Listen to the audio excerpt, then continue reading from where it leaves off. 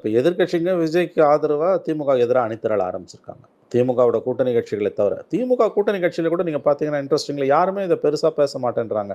ராகுல் காந்தி விஜய் கிட்ட ஃபோன் பண்ணி பேசுறாரு. பேசியிருக்காரு. அத காங்கிரஸ் ஹைகமாண்ட் அகில இந்திய தலைமை உறுதிப்படுத்துது. அது வந்து கன்ஃபர்ம்டு நியூஸ்.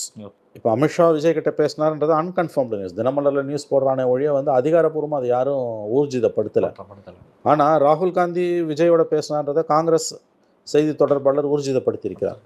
அப்போ இது பெரிய நியூஸ். அப்போ திமுகவை இவ்வளோ விமர்சிக்கிற, உதயநிதியை இவ்வளோ விமர்சிக்கிற, ஸ்டாலின் குடும்பத்தை இவ்வளோ கடுமையாக விமர்சிக்கிற ஒரு தலைவரோட, புதிய கட்சி தலைவரோட ராகுல் காந்தி பேசுறாருன்னா அது திமுகவுக்கு விடப்படுகிற ஒரு மெசேஜ். திமுகவுக்கு ஒரு செக் வைக்கிறாங்க. திமுகவுக்கு செக் வைக்க முயற்சிக்கிறாங்க. செக் வைக்கல, முயற்சிக்கிறாங்க. திமுகவுக்கு செக் வைக்க நாங்கள் தயாரா இருக்கோம்னு ஒரு ஒரு சமிக்கைய ஒரு சிக்னலை கொடுக்குறாங்க. நாளைக்கு நாங்களே அவங்களோட போனாலும் 60-70 சீட்டை வாங்கி நிக்க முடியும் அப்படிங்கிற ஒரு இதை வந்துட்டு ஃபார்மேட்டை கிரியேட் பண்றாங்க. இந்த நேரத்தில் எல்லாரும் வந்து விஜயை விமர்சனம் பண்ணும்போது ராகுல் காந்தி விஜய் கிட்ட பேசுறாருன்னா என்ன கதை அது? மாநில முதலமைச்சர்கிட்ட பேசுறாரு, ஒரு கூட்டணி நிகழ்ச்சியில பேசுறாருன்னா நடக்கிற விஜய் ஃபீல்டுக்கே போல விஜய் மேலதான் குற்றச்சாட்டு வைக்குது. அவருடைய ஒரு டிஎம்கேக்கு காங்கிரஸ் கொடுக்குற மெசேஜ், இது பாரு நான் உன்னை நம்பி இருக்கேன்னு நினைக்காத, எனக்கும் ஆல்டர்னேட்டிவ் இருக்குன்றது தான் விஜய்கிட்ட பேச